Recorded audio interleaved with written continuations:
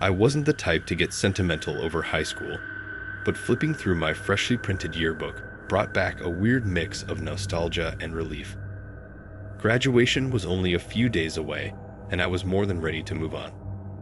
I was lying on my bed, absent-mindedly scanning the pages, laughing at dumb inside jokes scribbled by my friends. That's when I noticed something off. There was a picture from the homecoming game, one of those wide shots capturing the student section. Something about the crowd made me squint. There, in the back, barely visible but unmistakable, was a man. He wasn't cheering, wasn't even dressed like a student or a parent. He just stood there, slightly blurred, like he wasn't supposed to be in the shot. I flipped a few more pages. Another candid, this one from a pep rally. My stomach sank. He was there again, standing in the back near the gym doors. Same blank expression, same posture. My mind tried to rationalize it. Maybe a teacher, a staff member. But something about him felt wrong. I turned the pages faster now, scanning random photos. There he was at the senior bonfire. A group of students were laughing, their faces illuminated by the flames, and just outside the firelight's reach, the man stood watching. No one acknowledged him. No one even seemed to notice he was there. I felt my pulse quicken. It wasn't until I reached the group photos that the unease turned to outright fear. I found the picture of me and my friends, taken on the last day of school. We were all standing in front of the lockers, arms slung over each other's shoulders, smiling. But right behind us, slightly out of focus, was the man. He was standing directly behind me. And this time, he was smiling too. A cold shiver ran through my body. I slammed the yearbook shut. My heart was racing, but I kept telling myself it was some weird editing mistake. Maybe someone photoshopped him in as a joke. Maybe it was just some random guy who had been around and no one noticed. I tried to put it out of my head. That night, while packing for college, my phone buzzed with a text. I'd assumed it was one of my friends making plans for graduation, but when I checked the screen, my stomach dropped. Unknown number. See you at graduation. I just stared at it, my hands suddenly clammy. My brain fought between wanting to dismiss it as a prank and the overwhelming dread creeping up my spine. I typed back, "Who is this?" No response. I didn't sleep much that night. Every shadow in my room felt too dark, every sound too sharp. I even checked the locks twice before finally forcing myself to lie down. The next day at school, I asked around. No one else seemed to notice the man in the yearbook. Not my friends, not the teachers. Even the yearbook staff had no idea who I was talking about. They pulled up the raw files, and in the original shots, he wasn't there. But in the printed copies, he was. I tried to brush it off, to pretend none of it mattered. Graduation day came, and the whole ceremony felt like a blur. It wasn't until after I walked across the stage, diploma in hand, that I saw him again, standing at the very back of the auditorium. He was grinning. And this time, he raised his hand, just slightly, and waved. I left town the next morning. I don't know who he was, and I don't want to know. But sometimes, late at night, I still get messages from an unknown number. I never answer them.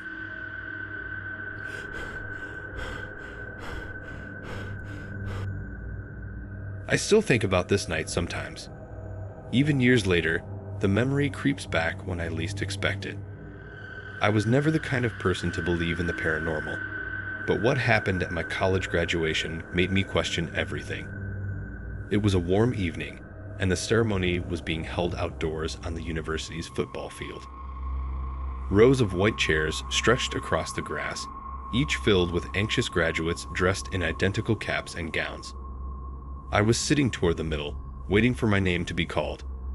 The air buzzed with nervous excitement. Occasional bursts of laughter, the murmurs of students whispering to each other. The occasional call of a professor reminding us to stay in line. At first, it was just a passing observation, something my brain registered but didn't dwell on. a girl, sitting at the very end of the row. She was wearing a cap and gown like the rest of us, but something about her was off. Her skin was unnaturally pale, almost grayish under the stadium lights. And she sat perfectly still, her hands clasped tightly in her lap. She didn't fidget, didn't whisper to anyone, didn't even seem to blink. I kept stealing glances at her, feeling a weird sense of unease. It wasn't just her stillness. It was the way no one else seemed to acknowledge her. The students on either side of her left a noticeable gap, as if they were unconsciously avoiding sitting too close. The name-calling continued. One by one, students walked up, shook hands with the dean, and took their diplomas. Cheers erupted with every name, parents, friends, classmates all clapping, shouting. But she never reacted, never clapped, never turned her head to watch. Then it happened. The announcer cleared his throat and read a name. Anna Holloway. Silence. No claps, no cheers, not a single sound. I looked around, expecting someone to call out or react, but no one did. The announcer hesitated, shifting uncomfortably at the microphone, as if realizing something was wrong. Then, after an awkward pause, he quickly moved on to the next name, and the moment passed as if it had never happened. But I couldn't let it go. The name felt familiar, and that girl, she still hadn't moved. A strange sensation crawled up my spine, and for the first time, I noticed something else. The wind had been blowing all night, making our gowns ripple slightly as we sat. But hers didn't move at all. The rest of the ceremony passed in a blur. I barely registered my own name being called, my legs feeling stiff as I walked across the stage. The only thing I could focus on was her. Every time I glanced back, she was still there, still staring forward. After the final name was called and the hats were tossed into the air, I found myself scanning the crowd, searching for her, but she was gone. I hadn't seen her stand. I hadn't seen her leave. She had just vanished. Something about it gnawed at me. Maybe it was my brain trying to rationalize what I saw, or maybe it was pure unease. But I needed to know. After the ceremony, I approached one of the faculty members, an older professor who had been handing out the diplomas. I asked him, as casually as I could, who Anna Holloway was. His reaction was instant. His expression darkened, his mouth opened slightly like he wanted to say something but stopped himself. Then, after a pause, he gave a small shake of his head. She wasn't on the list. I laughed nervously, thinking he misunderstood. No, I heard her name announced. She was sitting at the end of the row. Pale girl, black hair, really quiet. The professor stared at me for a long time. Then, in a hushed voice, he said, Anna Holloway was supposed to graduate 5 years ago. She died in a car accident a week before the ceremony. A cold, heavy weight settled in my stomach. That can't be right, I said, my voice barely above a whisper. I saw her. She was there. I swear. He only shook his head. I don't know what you saw, but she wasn't on the list. I left without another word. That night, I searched the university's records, digging through old class rosters. And there it was. Anna Holloway, class of 2018. My hands felt clammy as I clicked on an old article. The headline sent a chill down my spine. Tragic accident claims life of promising student days before graduation. Anna had been driving home late from a study session when her car skidded on black ice and flipped into a ditch. She had died instantly. I stared at the screen for what felt like hours. The girl I saw at graduation, her pale skin, her motionless posture, the way no one sat too close to her. It all made sense now. I closed my laptop, trying to push away the growing fear inside me. Maybe it had been a mistake. Maybe I imagined her. Maybe I was just tired. But then I remembered the silence. Every single student received cheers, claps, whistles. Except for her, Somewhere deep down, I knew. I had seen her. She had been there, and no one noticed, except me.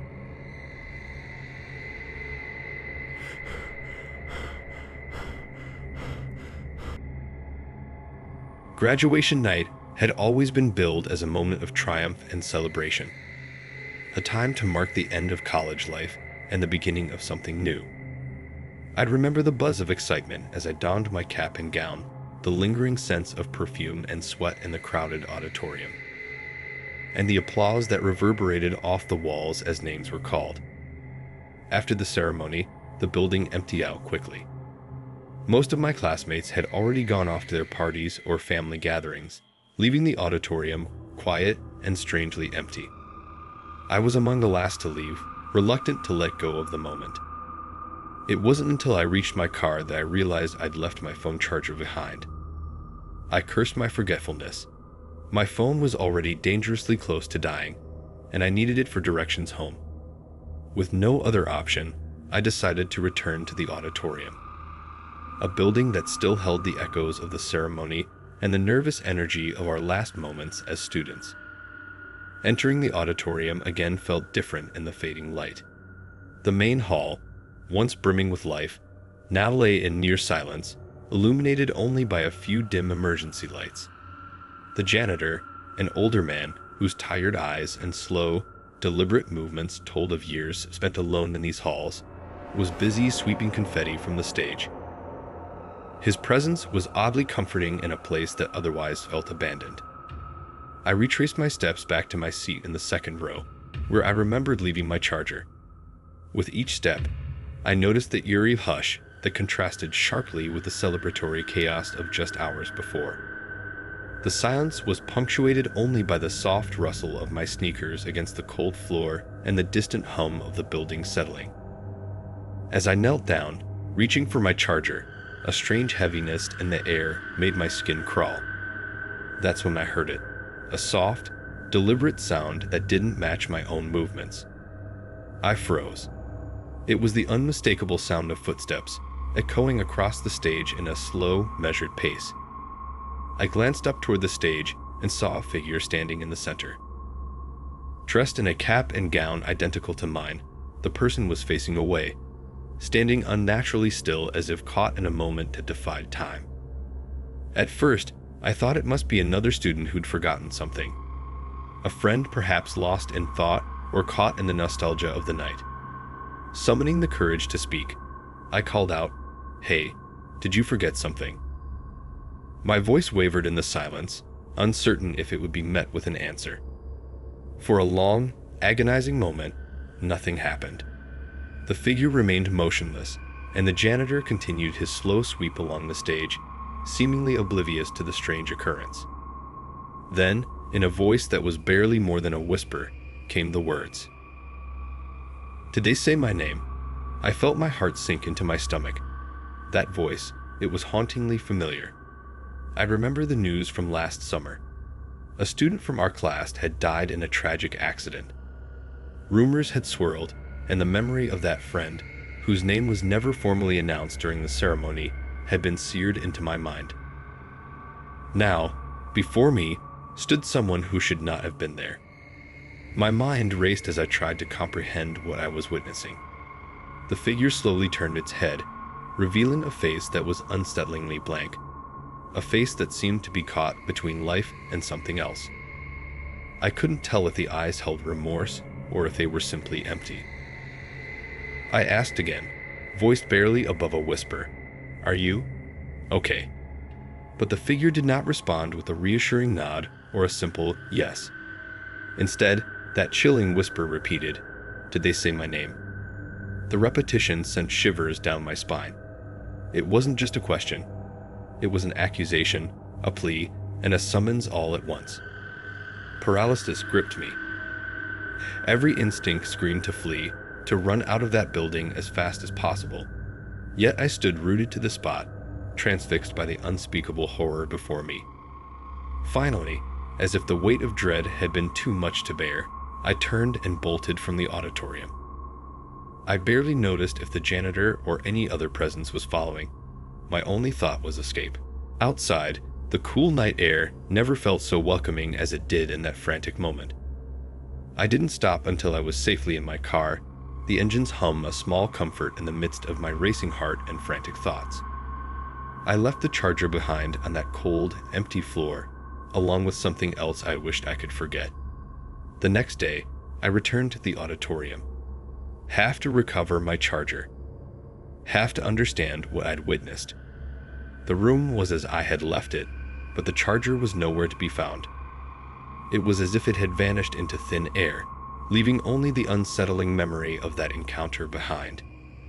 To this day, I'm left with a lingering question and an unshakable sense of dread. Was it a trick of the light, my exhausted mind, or something far more sinister? A restless spirit seeking recognition on what was supposed to be a joyous night? I may never know the full truth, and perhaps that is for the best. The memory of that whispered question continues to haunt me, an eerie reminder that some moments should remain unexplained.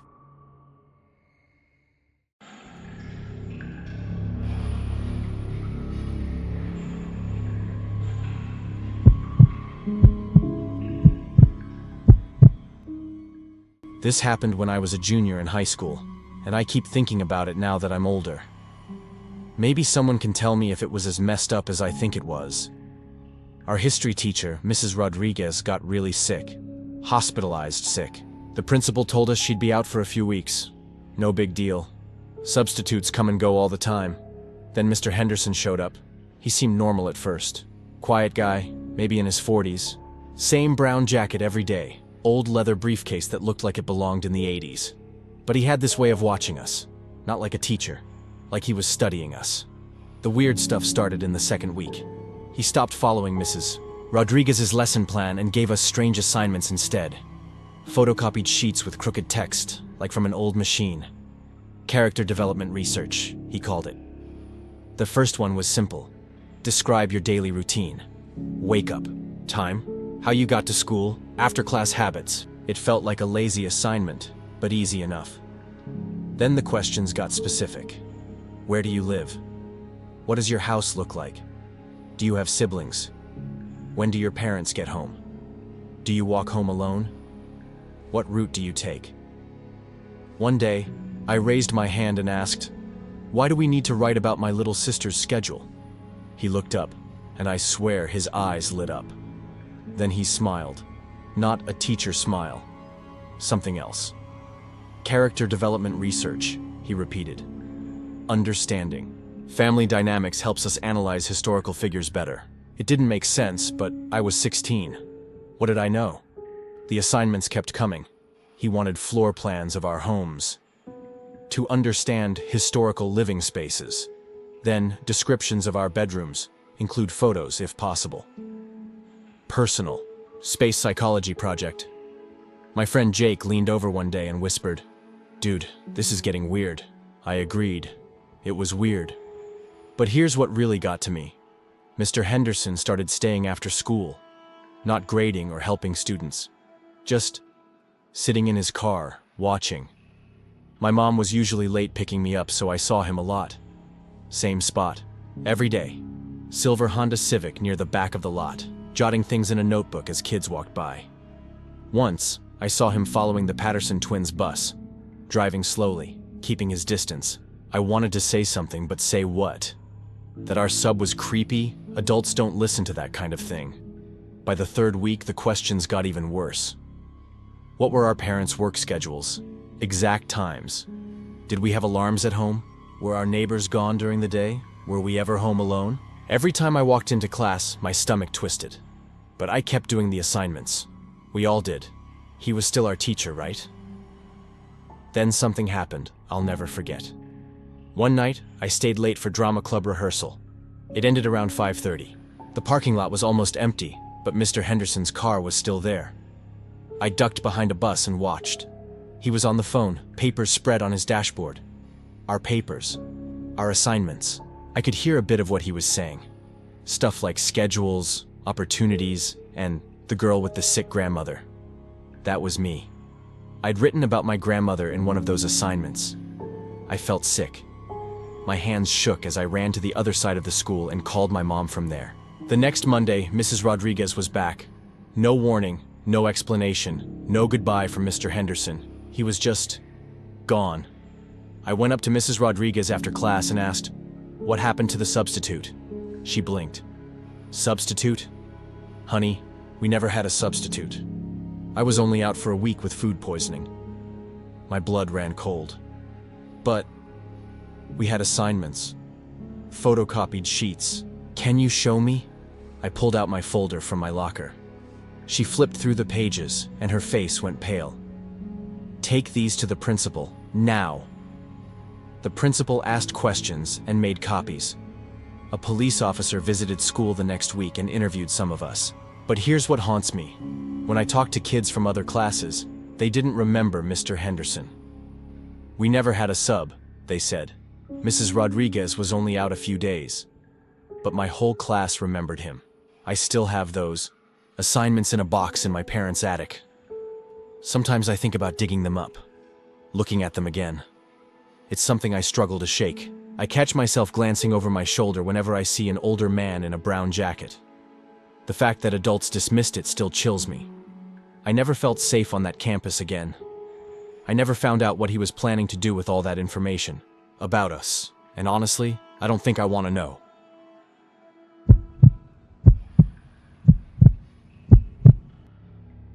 My name is Alex Rivera, and I lived in Cedar Valley. I'm not trying to sound crazy here, but I need to tell someone about what happened in my senior year chemistry class. Maybe you'll think I'm making this up, but I swear everything I'm about to tell you really happened. I was enrolled in advanced chemistry with Mr. Torres, a veteran teacher of over 20 years. Students said his class was an easy A if you followed the rules and didn't ask too many questions. It was perfect for me, since I needed the credit to graduate. My lab partner was Sarah Martinez. She was meticulous, always double-checking measurements and reading safety instructions. Her notebooks were pristine, and she never missed a detail. The first few weeks were uneventful. We mixed baking soda with vinegar, observed flame tests, and practiced titrations. The lab smelled of sulfur and ammonia, but it was all routine. Still remember the fluorescent lights flickering and how the polished countertops reflected our nervous faces. The clang of metal tongs against glassware echoed ominously, and the scent of acids lingered around each station. I felt a growing tension in my chest, like something invisible pressed against my lungs. It was as though the laboratory itself was alive, watching us work. Then one afternoon, Mr. Torres unlocked a supply closet and brought out unmarked bottles. I asked what they were, and he said they were advanced compounds for college prep. The labels had chemical names I'd never seen. Sarah requested the safety data sheets, but he insisted they were standard and promised to share the details later. We accepted his answer and continued. In October, right after my sister's birthday, I arrived with frosting under my nails. We were working with a clear liquid from one of those bottles. Sarah followed every protocol, goggles on, gloves snug. 10 minutes in, she paused and frowned. "I feel dizzy," she whispered. Her voice shook, and her pupils were unusually large. She stared at the whiteboard formulas and whispered, "Do you hear that? The equations are talking." I heard only the hum of the fume hood. He rushed over, took the beaker, and announced, "Just a mild allergic reaction. Nurse's office now." His tone was firm but worried. In the hallway, I overheard his hushed phone call. "Reaction stronger than expected. Document all details." His voice was clinical, as if discussing an experiment. Sarah missed 2 weeks of school. When she returned, she was changed. Quiet, compliant, never asking questions. When I looked at Sarah, it felt like I was staring at a stranger wearing her face. Her eyes were empty, her laughter gone. The bright spark she once had was replaced by a hollow compliance that chilled me more than any chemical ever could. I tried asking what she remembered. She said only that she felt sick, and that was all she could recall. That's when I began watching Mr. Torres more closely. He carried a small notebook during labs and scribbled constantly. One day, I glimpsed his notes. My name was followed by baseline response within expected range. Sarah's page included heightened sensitivity to compound 7 and memory suppression successful. The phrase, memory suppression, sent chills down my spine. I noticed other students changing too.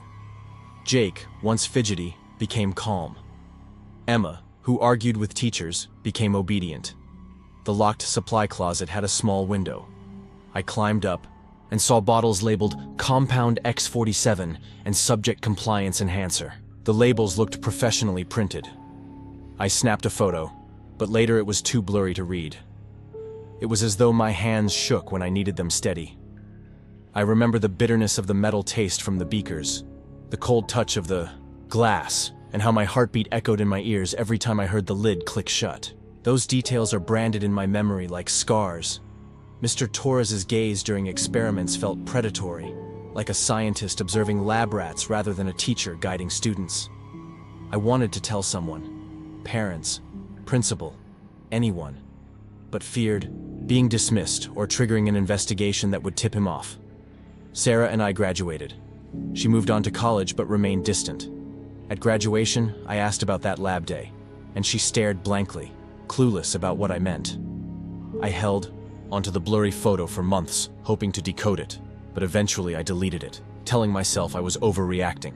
I wake up at night, heart pounding, convinced I still smell solvents and hear whispers of formulas. The memory of that class haunts me like a warning. Knowledge can be weaponized by those we trust, and I wonder, if I hadn't paid attention, would I have become just another entry in that notebook? I share this now hoping someone else will believe me.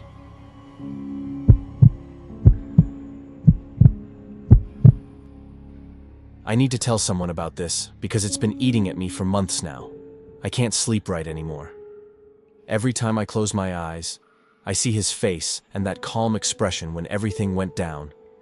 I worked evenings on the high school cleanup crew for gas money. My mom's car breaks down all the time.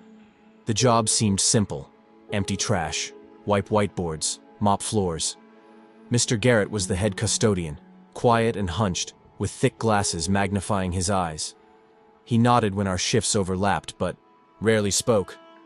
I assumed he just kept to himself, but he was always in the computer lab. Every night I worked, he sat there for hours. The door was closed and lights dim. Once I asked what he was doing, he claimed deep cleaning keyboards. I figured keyboards get filthy, but I never saw him clean anything. I only saw him hunched over a laptop, clicking and typing. Sometimes, he had multiple USB drives plugged in. I assumed he updated software. I knew nothing about computers. My buddy Jake always left his charger in that lab. One night I returned after my shift to fetch it. The main doors were locked. I had emergency keys.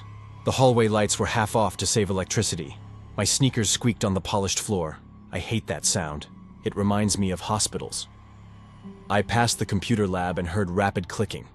Mr. Garrett's car remained in the lot. The door was ajar. I peered inside. He sat at a student computer with 3 USB drives attached. The screen showed a girl's Facebook page. Not his, but Sarah's from chemistry class. He clicked through her photos. Then he opened a desktop folder and dragged images into it. His focus was intense, like this was critical. Filing cabinets loomed behind him. I never noticed them before. They looked oversized for maintenance supplies. I should have left immediately. Instead, I stayed frozen. He glanced at the door nervously. Then he switched to another account. Another student's profile appeared. He knew everyone's passwords. I could barely remember mine. He took screenshots, copied files, organized them in folders. My phone buzzed, with a text from my mom. The sudden noise snapped me out of my trance. I bumped the door, and it creaked. He looked up and smiled calmly. "Oh, hey there," he said, as if nothing was wrong. He invited me inside. My legs felt heavy, though I wanted to run. He turned the laptop toward me. It displayed private Instagram DMs, messages about family drama and personal secrets. "Kids think it's private, but I observe them," he said. He clicked to reveal a girl cutting herself. Photos she sent to her boyfriend laid bare. He opened a cabinet filled with printed screenshots and photos, hundreds of pages piled neatly in folders. "I've done this 7 years," he said proudly. Over 300 students cataloged. He flipped through records of text, posts, grades. "This one planned to run away," he explained. This one's parents are divorcing secretly. The tone was clinical, not creepy, but chilling. He analyzed behavioral patterns like a scientist. I finally whispered, "Why do you do this?" He looked surprised by the question. "Because it's fascinating to see their authentic selves," he replied. He continued revealing private details and psychological observations. My mind raced with fear and disbelief. I don't remember leaving, only that I needed to escape. I mumbled an excuse about going home. He nodded and returned to his work. I never reported him. Who would believe such a story? I was afraid he knew about me too. I quit the job the next week under the pretense of focusing on grades. But I still see him pushing his cart in hallways. He nods and smiles that same calm smile. I wonder how many more secrets he's collected, how many more files he has in those cabinets. The worst part is knowing he's still there, watching, collecting pieces of everyone's private lives, one screenshot at a time. I keep this secret to myself. I'm haunted by knowing what lurks behind locked doors. Sometimes I wake with terrible sweat, replaying his voice and those files piled high. If someone doesn't stop him, I fear his next future discoveries.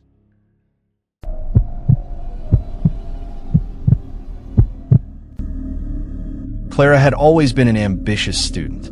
From the moment she enrolled in university, she was determined to excel in her field of paranormal studies.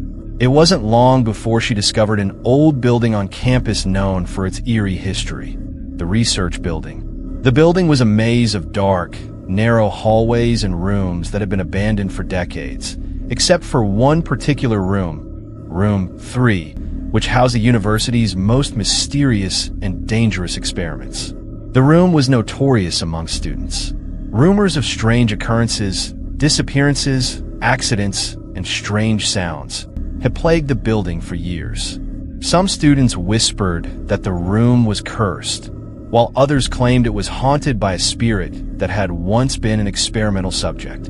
But Clara, driven by her curiosity and thirst for knowledge, was not one to believe in superstitions. She saw the room as a challenge, an opportunity to uncover what truly lay hidden. One evening, she stayed late to continue working on a research paper about the history of paranormal phenomena. The library had closed, and she found herself alone in the dimly lit building. As she walked through the long, echoing hallways, she noticed a strange chill in the air, as though the building itself were alive and watching her. It was almost as if the very walls whispered her name. Curiosity led her to Room 3. The door was old and made of weathered wood, but there was something inviting about it, as if it had been waiting for her all along. She hesitated for a moment, but then pushed it open. The room was smaller than she had expected and filled with old, dusty equipment. In the far corner of the room, there was a desk with a single lamp on it, casting an eerie glow across the room. As Clara walked in, the door behind her slammed shut, almost as though it had been pushed by an unseen hand. She immediately felt a cold rush of air sweep through the room, and the hairs on the back of her neck stood on end. At first, she thought it was just the building settling, but then the temperature dropped drastically. It became so cold that she could see her breath, even though it was a warm night outside. Suddenly, Clara heard faint footsteps in the hallway. She turned quickly, but no one was there. The silence that followed was suffocating. She walked toward the door, but when she tried to open it, it wouldn't budge. It felt as though something was holding it shut from the other side. Panic started to creep in as she desperately tried to force the door open, but remained locked. The lights flickered, and she heard something, or rather someone, whisper her name from the corner of the room. Clara spun around, but there was nothing there. Just the shadows, growing longer and darker with every passing second. She stepped back toward the desk and noticed an old photograph lying face down. She turned it over, her heart racing. The photograph was black and white, depicting the very same room, but something was off. In the background, standing next to a shelf, was a shadowy figure, almost transparent like a ghost. The figure was staring directly at the camera, its eyes hollow and empty. Clara's blood ran cold. She quickly tried to leave the room again, but as soon as she touched the door, the lights went out completely, plunging her into darkness. The temperature dropped even further, and Clara felt as though she could hear breathing in the room, slow, heavy, and labored. It wasn't her own. The door opened, but not because she touched it. It opened on its own, slowly, like something was beckoning her to enter. Clara hesitated but stepped forward. The room seemed to stretch before her. She could hear a faint sound now, like a child crying, but when she looked around, there was nothing. The room seemed to grow darker with every step she took. Then, out of the corner of her eye, Clara saw it. The shadowy figure from the photograph was standing in the corner of the room. It was no longer a vague shape. It was solid, towering over her. Its eyes locked onto hers, hollow and soulless. "Leave now," the figure whispered, though its voice was more of a growl. Clara turned to flee, but the door slammed shut again with a deafening crash. The figure began to move toward her, its footsteps slow and deliberate. With each step, Clara felt her heart racing, her breath coming in shallow gasps. She was trapped. There was nowhere to run. Desperation overcame her. With all her strength, Clara pushed against the door. It budged just enough for her to slip through, and she ran into the hallway, her heart pounding in her chest. As she fled down the long corridor, she heard the footsteps behind her, always just a step away. When she finally reached the exit, she didn't stop running until she was outside, breathing the fresh air of the night. But that was just the beginning. Clara thought she had escaped, but from that night on, she felt a presence following her, like eyes watching her every move. And every time she closed her eyes, the shadowy figure from the room appeared in her dreams, always saying the same thing: "You can never escape me."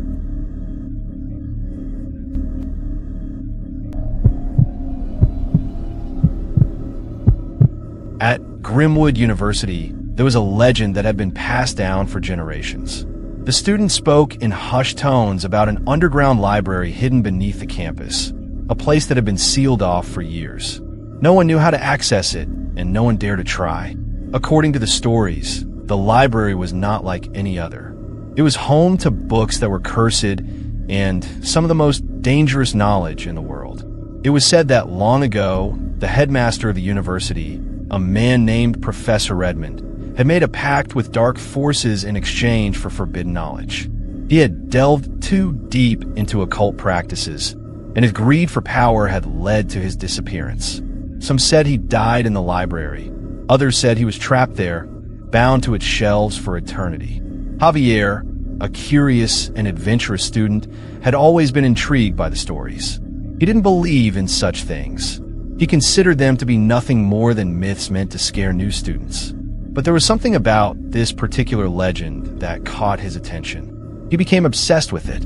Late at night, he would search the library for any hint of the hidden entrance, any clue that could lead him to the forbidden library below. One rainy evening, when the campus was quiet and empty, Javier finally found it. A hidden door in the basement of the university's oldest building. The door was covered in dust, almost as if it hadn't been opened in centuries. With trembling hands, he turned the old, rusted knob and stepped inside. The air inside was thick and oppressive, like stepping into another world entirely.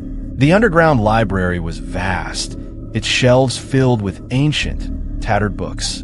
The dim light from his flashlight cast eerie shadows across the room. The smell of mildew and decay filled his nostrils as he walked deeper into the labyrinth of books. As he explored further, Javier began to feel a sense of unease. It wasn't just the cold. It was as though something was watching him, waiting for him to make a mistake. He felt eyes on his back, even though he was alone. He tried to ignore the creeping sensation and continued his search. But as he walked deeper into the library, the air grew colder and the shadows darker. Suddenly, he stumbled upon an old book lying on a pedestal in the center of the room. It was bound in what appeared to be leather, and its pages were yellowed with age. As he opened the book, he saw strange symbols etched into the paper. The words seemed to writhe before his eyes, as though they were alive, moving on the page. A cold gust of wind blew through the room, and Javier heard the sound of footsteps behind him. He turned quickly, but no one was there. His heart began to race. He heard the footsteps again, closer this time. He dropped the book and turned to leave, but the entrance had vanished. The shelves stretched on forever, and the air was thick with the stench of decay. The shadows in the library began to move. They twisted and grew, forming shapes that seemed to lurk just beyond the edge of his vision. Javier felt the weight of their gaze on him, and he knew he wasn't alone anymore. It was then that he saw him, the figure in the dark cloak, standing at the far end of the library. The figure's face was obscured by a hood, but Javier could feel its presence, cold and malevolent. The figure took a step toward him, its eyes glowing faintly in the dark. "You should never have come here," the figure whispered, its voice low and rasping. Javier tried to run, but the library seemed to stretch on endlessly, the walls closing in around him. The shadows followed him, reaching out like tendrils, pulling at his legs. He couldn't escape. The figure moved closer, and with each step it took, Javier felt his strength drain from him. The last thing he heard was the figure's voice in his ear, whispering one final warning: "You belong to the library now."